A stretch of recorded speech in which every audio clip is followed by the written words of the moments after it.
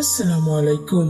Emotion বা আবেগ একটি মানুষের জীবনে যে কতটা গুরুত্বপূর্ণ সেটা আমরা আজকের এই সিনেমার এক্সপ্লেনেশন শুনলেই বুঝতে পারবো।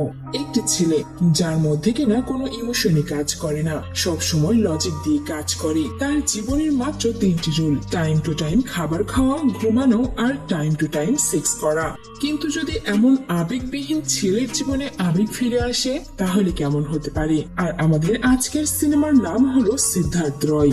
বেশি স্পয়লার দিয়ে সিনেমার মজাটা নষ্ট করতে চাই না, তাই চলুন বেশি দেরি না করে শুরু থেকে শুরু করা যাক। সিনেমার শুরুতেই আমরা সিদ্ধার্থ রয়কে দেখতে পাই, যে কিনা অনেক বেশি রেগেছিল। আর সে একটি বাড়ির সামনে এসে কার দাঁড় করায় আর ইন্দু ইন্দু বলে জোরে জোরে চিৎকার করতে করতে বাড়ির ভেতরে ঢুকে পড়ে। সে বাড়ির ভেতরে গিয়েও ইন্দুর নাম ধরে অনেক জোরে জোরে ডাকতে থাকে। আর অন্যদিকে আমরা দেখতে পাই ইন্দুর বাবা মা আর ভাই একটি ঘরের ভেতরে লুকিয়ে আছে। সিদ্ধার্থ গিয়ে তাদের বাড়ির সবকিছু ভাঙচুর করতে শুরু করে আর জোরে জোরে ইন্দুর নাম ধরে ডাকে। সবকিছু ভাঙচুর করার পর সিদ্ধার্থ ওই রুমে আসে আর গিয়ে তাদেরকে ইন্দুর কথা জিজ্ঞেস করে যে ইন্দু কোথায় রয়েছে। সে ইন্দুর ভাইকে এসে ভয় দেখিয়ে বলে, সত্যি করে বল ইন্দু কোথায়। ইন্দুর ভাই তখন বলে, ইন্দু এখানে নেই, ইন্দু একটি গার্লস হোস্টেলে থাকে। সিদ্ধার্থ তখন বলে, তোর এই কথা যদি সত্য না হয় তাহলে তোকে আমি শেষ করে ফেলবো। সিদ্ধার্থ সেখান থেকে চলেই যাচ্ছিল, তখনই ইন্দুর বাবা এসে তার পা চেপে ধরে বলে, বাবা তুমি আমার মেয়েকে ছেড়ে দাও, যদি তোমার মনে হয় তাহলে আমাদের সকলকে মেরে ফেলো, তবুও আমার মেয়ের জীবনটা নষ্ট করে দিও না। ইন্দুর বাবা সিদ্ধার্থকে অনেক রিকোয়েস্ট করে, কিন্তু উল্টো সিদ্ধার্থ বলে, আমি ইন্দুকে ছাড়া বাঁচতে পারবো না। আর এদিকে আমরা দেখি ইন্দুর বাড়িতে একটি ট্রাক ভর্তি আসবাবপত্র এসেছে। সিদ্ধার্থ যে সবকিছু ভাঙচুর করেছিল সেই জায়গাটি আবারও নতুন করে ডেকোরেশন করা হয়েছে। দেখে যেন বোঝার উপায় নেই এখানে একটু আগেই সিদ্ধার্থ এসে ভাঙচুর করেছে। আর সেখানে থাকা একটি লোকের কাছে ফোন আসলে সে ফোনে বলে যে তারা 15 মিনিটের মধ্যে সবকিছু আবারও আগের মতো করে দিয়েছে। কিন্তু এখানে প্রশ্ন হচ্ছে ইন্দুটা কে? একটু পরেই আমরা জানতে পারবো যে ইন্দু আসলে কে। আর সিন কাট হয়ে সিদ্ধার্থের কাছে আসলে আমরা দেখি সে একটি গার্লস হোস্টেলের সামনে এসেছে। আসতেই সে গাড়ি দিয়ে দুইটি বাইককে টক্কর মারে। সেখানে থাকা দুইটি গার্ড এগিয়ে আসলে সিদ্ধার্থ তাদেরকেও অনেক মারে। সে হোস্টেলের ভেতরে গিয়েও শুধুমাত্র ইন্দু ইন্দু বলে চিৎকার করতে থাকে। আর এরপরেই আমরা দেখতে পাই ইন্দুকে, যে কিনা গোসল করে এখনই বের হচ্ছিল। আর তখনই তার সামনে সিদ্ধার্থ আসে। সিদ্ধার্থ তখন তাকে এই অবস্থায় দেখে সরি বলে আর বলে, তুমি জলদি কাপড় পরে নাও। ইন্দু তখন বলে, প্রয়োজন নেই, তোমার সঙ্গে যে আমি কতবার ইন্টিমেট হয়েছি আর এই সব কিছু যে তুমি কতবার দেখেছো তা তো বলার অপেক্ষা রাখে না। এইটা বলে ইন্দু সেখানেই কাপড় পরতে শুরু করে। সিদ্ধার্থ তখন ইন্দুকে বলে, ইন্দু আমি তোমাকে ছাড়া বাঁচতে পারবো না, প্লিজ তুমি এমনটা করো না, আমি সত্যিই তোমাকে অনেক ভালোবাসি, তাই তুমি এখনই আমার সঙ্গে আমার বাড়িতে চলো। কিন্তু এদিকে ইন্দু সিদ্ধার্থকে দেখে অনেক রেগে যায় আর বলে, তুমি কি বুঝতে পারছো না আমি তোমাকে কি বলছি? আমি তোমাকে আমার লাইফে আর চাই না, তুমি আর কখনোই আমার সামনে আসবে না, কতবার বলতে হবে আর তোমাকে? কিন্তু সিদ্ধার্থ যেন ইন্দুর কোনো কথাই শোনে না। সে ইন্দুকে কিস করতে যায় আর তখনই ইন্দু হুট করে সিদ্ধার্থকে চড় মেরে বসে। আর এরপর রেগে মেগে ইন্দু বেরিয়ে পড়ে ক্লাসের জন্য। আর এখানে আমাদের ফ্ল্যাশব্যাক দেখানো হয়, যেখানে আমরা দেখতে পাই ইন্দু এসে কলেজে নতুন ভর্তি হচ্ছে। মনে মনে ইন্দু অনেক খুশি হয় যে এই নতুন কলেজ থেকেই তার নতুন জীবন শুরু হবে। এরপর সে তার কম্পিউটার ল্যাবে আসে ক্লাস করার জন্য। সে দরজা খুলে রুমের ভেতরে যায় আর তখন সিদ্ধার্থকে দেখতে পাই একটি মেয়ের সঙ্গে সে ইন্টিমেট হচ্ছে। আর এটা দেখে সে খুবই অবাক হয়ে যায় আর লজ্জায় পড়ে যে এটা আবার কোথায় চলে এলো। কিন্তু যখন বাইরে বের হয়ে যাবে তখন সিদ্ধার্থ বলে, শুনুন আপনি প্লিজ দরজার সামনে দাঁড়িয়ে থাকুন যাতে কেউ ভেতরে আসতে না পারে। ইন্দু এটা শুনে অনেক চমকে যায়, বলে যে এটা আবার কেমন ছেলে, আর সে কিনা আমাকে অর্ডারও দিচ্ছে। কিন্তু আমরা দেখি ইন্দু তবুও কম্পিউটার ল্যাবের বাইরেই দাঁড়িয়ে থাকে। তখন সেখানে দুইটি মেয়ে আসে ক্লাস করার জন্য। আর তখন ইন্দু দরজাটি লাগিয়ে দিয়ে তাদেরকে ভাগিয়ে দেয় সেখান থেকে। আর একটু পরেই আমরা দেখি সিদ্ধার্থ পুরোপুরি ইমোশনলেস হয়ে বাইরে বেরিয়ে যাচ্ছে সোজা। সে ইন্দুর দিকে তাকায় না পর্যন্ত। সে মনে মনে ভাবতে থাকে, কোনো ভুল কলেজে আবার ভর্তি হয়ে গেলাম না তো? আসলে সিদ্ধার্থ হলো একজন আবেগবিহীন ছেলে যার কোনো কিছুতেই কিছু যায় আসে না।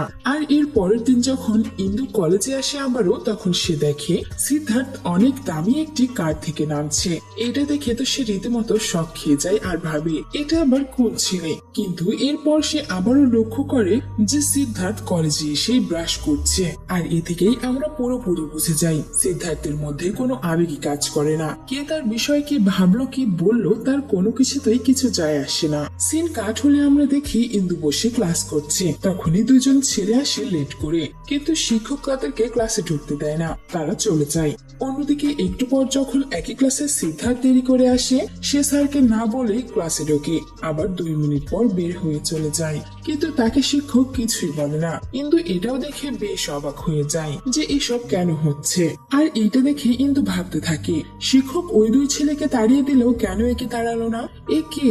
আর এরপর থেকেই দেখা যায় যে ইন্দু সবসময় সিদ্ধার্থকে লক্ষ্য করে। সিদ্ধার্থ কি করছে না করছে সে সবকিছু খেয়াল করে, আর সে বুঝতে পারে যে সিদ্ধার্থ সবসময় বই পড়তে থাকে। এরপর আবারও সিন কাট হয়ে পরের দিনের ক্লাসরুম দেখানো হয়, যেখানে দেখা যায় প্রতিদিনের মতো সিদ্ধার্থ আবারও লেট করে ক্লাসে ঢোকে। আর 2 মিনিট পরে যখন সে বের হতে যাবে তখনই শিক্ষক তাকে বলে, কি তুমি চলে যাচ্ছ কেন? তোমার কি সব পড়া হয়ে গেছে নাকি? তখন সিদ্ধার্থ বলে, হ্যাঁ হয়ে গেছে। শিক্ষক তখন সিদ্ধার্থকে 2-3টা প্রশ্ন করে, আর সিদ্ধার্থ সব প্রশ্নের সঠিক জবাব দেয়, যেটা দেখে ইন্দু তো রীতিমতো শক যে এইটুকু সময়ের মধ্যে সে সবগুলো অ্যান্সার সঠিকভাবে দিল। আর এখানে ইন্দুও বুঝতে পারে সিদ্ধার্থের মধ্যে কোনো ইমোশন না থাকলে কি হবে, সে কিন্তু অনেক ইন্টেলিজেন্ট একটা ছেলে। আর এরপরে আবারও সিন বর্তমানে চলে আসে। এখানে আমরা পুলিশ অফিসারকে দেখতে পাই, যে কিনা সিদ্ধার্থের বাবার ক্লাসমেট ছিল। আর এই পুলিশটাই সিদ্ধার্থকে বাড়িতেও এনেছে। ইন্সপেক্টরটি সিদ্ধার্থের মাকে বলে, আপনার ছেলে মেয়েদের হোস্টেলে গিয়ে ভাঙচুর করেছে, যেটার জন্য কিন্তু ওর উপর কেসও হতে পারতো, কিন্তু আমি সবকিছু সামলে নিয়েছি। পুলিশটি তখন সিদ্ধার্থের মায়ের কাছে জানতে চাই যে সিদ্ধার্থ কেন এমন ব্যবহার করছে। আর এখানে আমরা জানতে পারি সিদ্ধার্থের ইমোশনলেস হওয়ার আসল কারণ। সিদ্ধার্থের মা বলে, আমার বিয়ের 10 বছর পর আমার কোলজোড়ে সিদ্ধার্থ আসে, কিন্তু সিদ্ধার্থের বাবা অনেক বই পড়তে ভালোবাসতো। সিদ্ধার্থ যখন ছোট ছিল তখন সিদ্ধার্থের বাবা এক হাতে সিদ্ধার্থকে নিত আর অন্য হাতে বই নিয়ে পড়তো, আর সিদ্ধার্থ বেশিরভাগ সময় তার বাবার সাথে থাকতো। আর এইভাবেই সিদ্ধার্থের বই পড়ার এমন একটা অভ্যাস হয়ে যায়, তার মা যদি তাকে খেলতেও পাঠাতো সে এসে অনেকগুলো বই বের করে পড়তে শুরু করতো। আর এখান থেকে সিদ্ধার্থের ভিতরের সব ইমোশন গুলো মরে যায়, আর সে সবসময় লজিক্যালি কথা বলতো আর কাজ করত। আর সিদ্ধার্থ এই বই পড়তে পড়তে এতটাই কঠোর হয়ে যায় যে তার দাদা মারা গেছে এটা শোনার পর সে তার বাবাকে গিয়ে বলে, বাবা, জীবন তো একটা খেলার মতো, যে জন্ম নিয়েছে তাকে তো একদম মৃত্যুবরণ করতেই হবে, আর কারণ মৃত্যুতে আমাদের কান্নার কিছু নেই। আর এটা শুনে তার বাবা তো অনেক বেশি শক খেয়ে যায় যে এত ছোট বাচ্চার মুখে এসব কি কথা। আর তারা সেখানে বুঝতে পারে যে সিদ্ধার্থ কতটা ইমোশনলেস হয়ে গেছে। একদিন সিদ্ধার্থ তার মায়ের সঙ্গে বসেছিল, তখন সে তার মাকে বলে তার অনেক খিদা লেগেছে, খাবার দিতে। তার মা বলে, আমি এখনই খাবার বানিয়ে আনছি, কিন্তু সে খাবারের জন্য ওয়েট না করে সেখানে থাকা গাছের পাতায় খেতে শুরু করে, যেটা দেখে তার মাও বেশ অবাক হয়ে যায়। এরপর একদিন দেখা যায় সিদ্ধার্থকে কোথাও খুঁজে পাওয়া যাচ্ছিল না, তখন তারা সিদ্ধার্থকে খুঁজতে বেরিয়ে পড়ে। আর তারা দেখতে পাই একটি মন্দিরের সামনে রাস্তায় সিদ্ধার্থ ঘুমিয়ে আছে। আর এখানে আমরা বুঝতে পারি সিদ্ধার্থের যখন ঘুম আসে সে যেখানে সেখানেই ঘুমিয়ে পড়ে, সে কোথায় ঘুমাচ্ছে সেটা তার কাছে বড় বিষয় না। আর এরপর সিন আবারও বর্তমানে ফিরে আসে, আর আমরা দেখতে পাই সিদ্ধার্থের জ্ঞান ফিরে এসেছে। সে আবারও জ্ঞান ফেরার পর ইন্দু ইন্দু বলে চিৎকার করতে থাকে। সে বাড়ি থেকে বের হয়ে যায় ইন্দুকে খোঁজার জন্য, আর তখনই সে সিগারেট খাওয়ার জন্য একটি মেয়ের কাছে গিয়ে লাইটার চাই। মেয়েটি বলে, আমার কাছে কোনো লাইটার নেই, তোমার কি মনে হচ্ছে আমি লাইটার নিয়ে ঘুরি? আর তখনই সেখানে রাধা নামের একটি মেয়ে আসে, আর সিদ্ধার্থকে লাইটার দেয় সিগারেট জ্বালানোর জন্য। আসলে এই রাধা নামের মেয়েটি হলো সিদ্ধার্থের চাচাতো বোন। সে এসেছিল সিদ্ধার্থকে বাড়িতে নিয়ে যাওয়ার জন্য, কিন্তু সিদ্ধার্থ রাধার কোনো কথাই শোনে না। সে আবারও ইন্দুর খোঁজে বেরিয়ে পড়ে। আর এরপর আমরা দেখতে পাই ইন্সপেক্টর ইন্দুর সঙ্গে দেখা করতে এসেছে। ইন্সপেক্টর ইন্দুর কাছে সিদ্ধার্থের বিষয়ে জিজ্ঞেস করে, তখন ইন্দু বলে, আমি সিদ্ধার্থকে সবার প্রথমে কলেজে দেখেছিলাম। সিদ্ধার্থ এমন একটা ছেলে ছিল যার কাছে কোনো কিছুই যায় আসে না। আমরা দেখতে পাই সিদ্ধার্থ একদিন বই পড়ছে, তখনই সিদ্ধার্থের মনের ভেতরে ইন্টিমেট হওয়ার ইচ্ছে জাগে, আর সে সামনে ইন্দুকে দেখতে পায়। সে ইন্দুর কাছে আসছিল, কিন্তু তখনই সেখানে কলেজের কাজের মেয়ে চলে আসে। আর সিদ্ধার্থ ইন্দুকে বাদ দিয়ে সেই কাজের মেয়ের সঙ্গে গিয়ে ইন্টিমেট হয়। এটা দেখে তো ইন্দু সিদ্ধার্থের উপর অনেক বিরক্ত হয়ে যায়। এই সবকিছু করে যখন সিদ্ধার্থ বাইরে বের হয়ে আসছিল তখন ইন্দু তাকে গিয়ে বলে, তুমি এমন কেন? আমি তোমার বিষয় নিয়ে প্রিন্সিপালের কাছে কমপ্লেন করে দেব। কিন্তু সিদ্ধার্থ ইন্দুর কোনো কথাতেই কান দিচ্ছিল না। তখনই সেখানে একটি মেয়ে এসে ইন্দুকে বলে, সিদ্ধার্থ পুরোপুরি একটা ইমোশনলেস ছেলে, আর তুমি কার কমপ্লেন করবে? সিদ্ধার্থই হলো এই কলেজের মালিক। সিদ্ধার্থকে এই কলেজ থেকে কেউই বের করতে পারবে না। আর এখানে আমরা আরো একটি কাহিনী জানতে পারি। সিদ্ধার্থ তার কাজিন রাধার সঙ্গে প্রথমবার ইন্টিমেট হয়েছিল। আসলে একদিন সিদ্ধার্থ কামাসূত্র বই পড়ছিল। তখন তার বাড়িতে বাবা মা ছিল না, শুধুমাত্র রাধাই ছিল।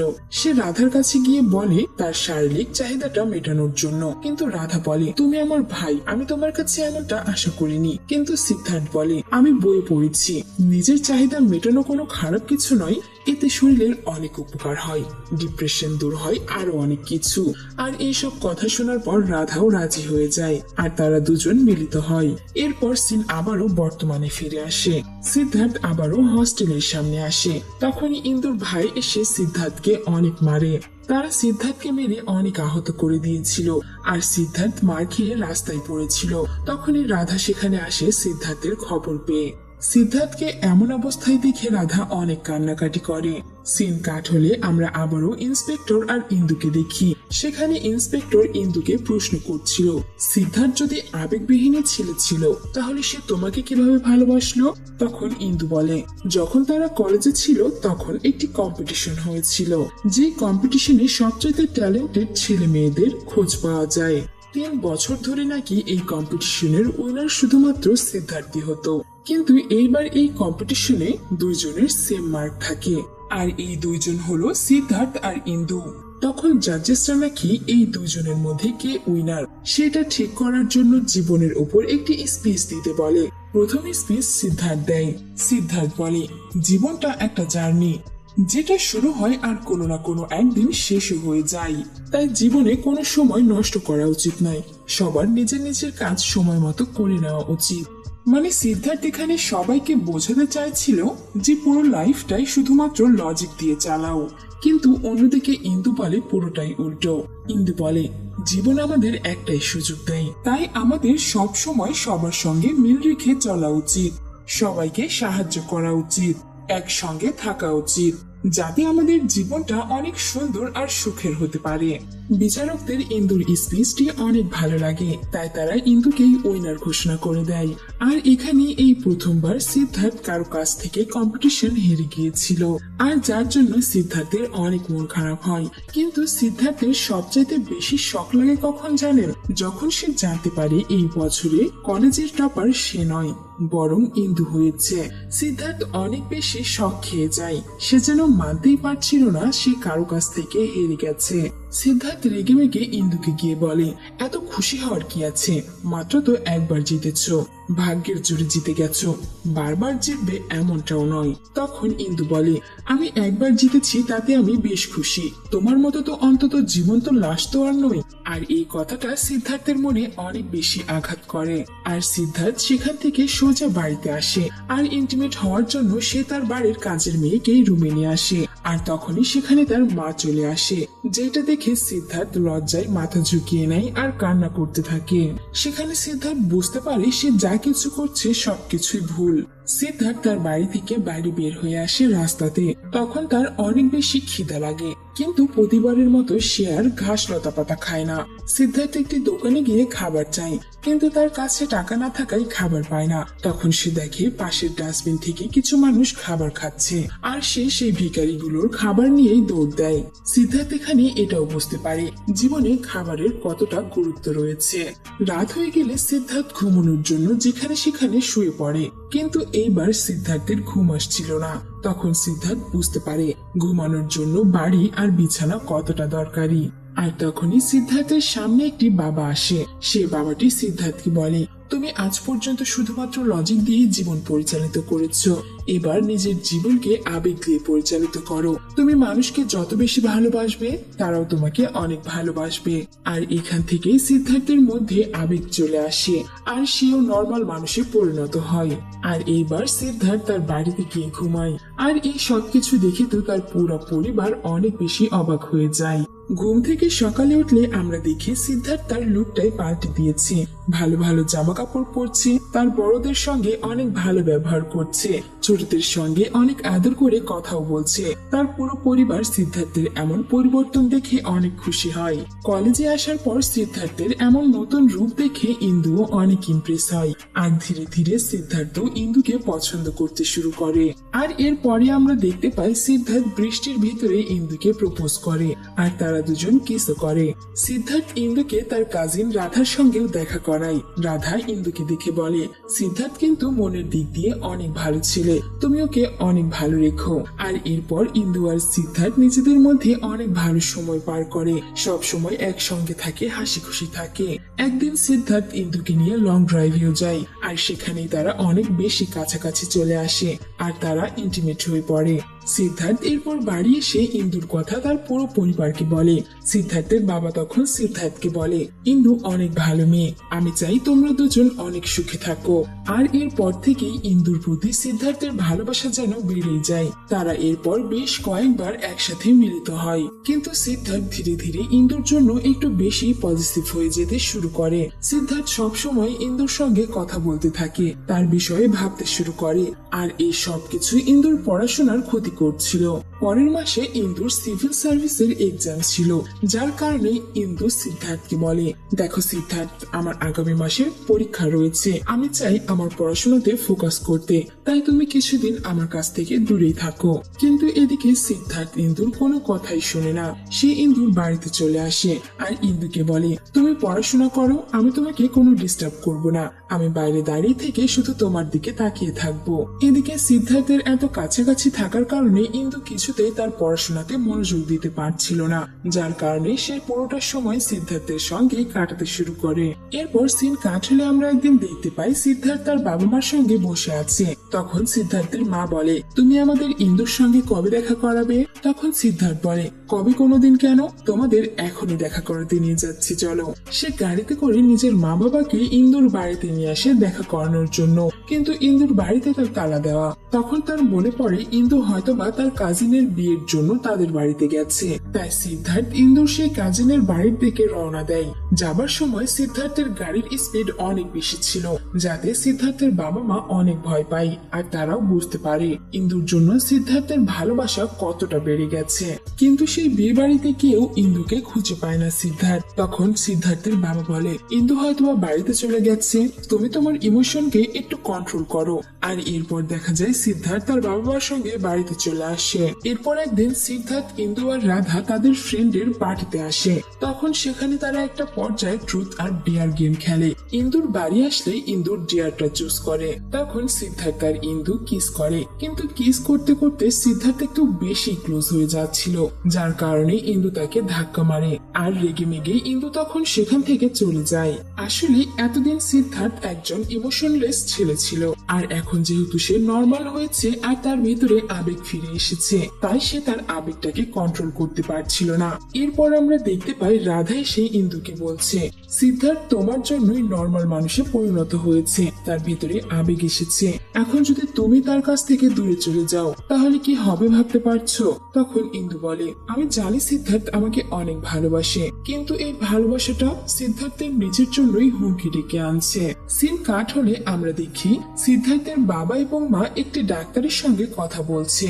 ডাক্তারটি বলে, যেহেতু নতুন নতুন আবেগ প্রবণ হয়েছে সিদ্ধার্থ, তাই সে নিজের আবেগকে কন্ট্রোল করতে পারছে না, না পারলে এটা তারই ক্ষতি হবে। আর তার আবেগ কন্ট্রোল করার জন্য তাদের উচিত সিদ্ধার্থকে কোনো শান্ত পরিবেশে নিয়ে যাওয়া। তখন আমরা দেখি সিদ্ধার্থকে নর্মাল করার জন্য ইন্দু তাকে একটি শান্ত পরিবেশে নিয়ে আসে। তার সঙ্গে সুন্দর সুন্দর মুহূর্ত কাটাতে থাকে, তাকে যোগা করাই, মেডিটেশন করাই, যার ফলে সিদ্ধার্থ নর্মাল বিহেভিয়ার করতে শুরু করে আর তাদের দুজনের মধ্যে আবারও আন্ডারস্ট্যান্ডিংটা ঠিক হয়। কিন্তু ইন্দুর ফোনে তার মা ফোন করে বলে, কালকে তো তোমার সিভিল সার্ভিসের এক্সাম আছে, তুমি জলদি বাড়ি চলে এসো। আর সেই রাতেই ইন্দু আর সিদ্ধার্থ শহরে ফিরে আসতে থাকে। কিন্তু রাস্তার ভেতরেই একটি গুন্ডা গাড়ির বাইরে থেকে ইন্দুকে অনেক বাজে বাজে কথা বলতে থাকে আর টিস করে, যেটা দেখে সিদ্ধার্থের অনেক মেজাজ গরম হয়ে যায় আর সে গাড়ি দিয়ে বাইকটিকে ধাক্কা মারে।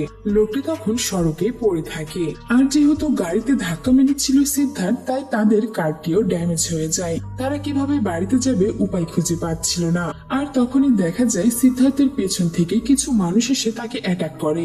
আর এই অ্যাটাক করা দেখে সিদ্ধার্থের মাথায় যেন রক্ত উঠে যায় আর সিদ্ধার্থ এক এক করে সবাইকে মারতে শুরু করে। সেখানে থাকা একটি লোক ইন্দুর ইজ্জতের উপরেও হাত দিয়ে বসে, কিন্তু সিদ্ধার্থ এদিকে কোনো মনোযোগী দেয় না। সে শুধুমাত্র ওই লোকগুলোকে মারতেই ব্যস্ত থাকে। আর সময় মতো পুলিশ এসে তাদের সবাইকে হাজতে ঢোকায়, যার কারণে ইন্দুও বেঁচে যায়। আর যেহেতু পরের দিন পর্যন্ত ইন্দু জেলে বন্দী ছিল, তাই তার পরীক্ষাটাও আর দেওয়া হয় না। তারা যখন জেল থেকে বেরিয়ে যায় তখন ইন্দু সরাসরি চলে যেতে থাকে। তখন সিদ্ধার্থ বারবার ইন্দুকে সরি বলে আর ইন্দু উঠে সিদ্ধার্থকে চড় মারে। সে সিদ্ধার্থকে বলে, তুমি কোনোদিনও ঠিক হতে পারবে না, আমি তোমাকে বারবার বলছিলাম তাড়াতাড়ি বাড়ি চলো, কিন্তু তুমি কি করলে, ওই বাইকটিকে ধাক্কা দিয়ে বসলে। বাইকটিকে ধাক্কা না দিলে কি হতো, আজকে আমার সবকিছু ঠিকঠাক থাকতো, কিন্তু তোমার জন্য কিছুই ঠিক নেই। আজকের পর কোনোদিনই তুমি আমার আর সামনে আসবে না। এইসব বলে ইন্দু রেগে মেগে সেখান থেকে চলে যায়। সিন তখনই বর্তমানে ফিরে আসে। আমরা দেখতে পাই ইন্দু কান্না করছে। তখন ইন্সপেক্টরটি বলে, যা হয়েছে ভুলে যাও, সবকিছু তো আর ঠিক করা যাবে না। ইন্সপেক্টর তখন ইন্দুকে আরো একটি প্রশ্ন করে, তুমি কি সিদ্ধার্থকে এখনো ভালোবাসো? ইন্দু এখানে কি জবাব দেয় সেটা আমাদের দেখানো হয় না, আর সিন কাট করে আমাদের সিদ্ধার্থকে দেখানো হয়। দেখা যায় ইন্দুর প্রেমে পাগল হয়ে সিদ্ধার্থ পাগলের মতো রাস্তায় রাস্তায় ঘুরে বেড়াচ্ছে। সে সব সময় ইন্দুর কথা ভেবেই চলেছে, কিন্তু সে চাইলেও আর ইন্দুর সঙ্গে দেখা করতে পারছে না। রাতে সিদ্ধার্থ একটি জায়গায় বসেছিল, তখন সেখানে ইন্সপেক্টরও আসে আর সিদ্ধার্থকে জিজ্ঞেস করে, তুমি এখানে কি করছো? তখন সিদ্ধার্থ বলে, আমি আর কি করব, ইন্দু তো আর আমাকে ভালোবাসছে না, আর এই জীবনটাও তো আমাকে কষ্ট দিতে ছাড়ছে না, এমনকি আমি তো আমার আবেগগুলোকেও কন্ট্রোলে আনতে পারছি না। ইন্দুকে যদি আমি না পাই তাহলে আমি মরেই যাব। ইন্সপেক্টর তখন সিদ্ধার্থের বাবা মার কাছে এসে এই সব কিছু খুলে বলে আর বলে, আমরা যদি তাড়াতাড়ি কিছু না করি তাহলে হয়তো আমরা সিদ্ধার্থকে বাঁচাতে পারবো না। পরের দিন আমরা দেখতে পাই সিদ্ধার্থ মাঝ রাস্তায় মারামারি শুরু করেছে, গাড়িগুলো ভাঙচুর করছে আর সে রাস্তায় জোরে জোরে ইন্দুর নাম নিয়ে ডাকতে থাকে। সেখানে থাকা মানুষগুলো সিদ্ধার্থের এমন অবস্থা দেখে খুব ভয় পায়। আর তখনই সিদ্ধার্থের মা বাবাও চলে আসে। তারাও সিদ্ধার্থের এমন আচরণ দেখে অনেক কান্নাকাটি শুরু করে দেয় আর ভয় পায়। সিদ্ধার্থকে থামানোর অনেক চেষ্টা করে তারা, কিন্তু সিদ্ধার্থ তার মা বাবার কোনো কথাই শোনে না আর সে পাগলের মতো চিৎকার করেই যাচ্ছিল।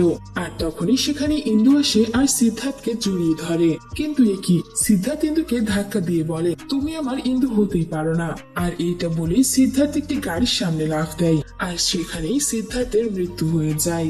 এখানে সিদ্ধার্থ নিজের আবেগকে কন্ট্রোল করতে না পেরে পাগল হয়ে গিয়েছিল, যার কারণে সে তার ভালোবাসার মানুষ ইন্দুকে চিনতে পারছিল না।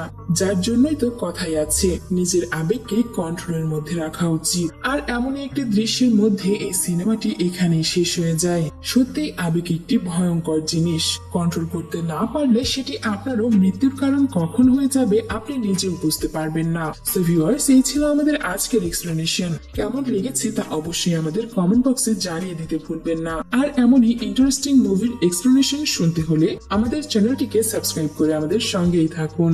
ধন্যবাদ।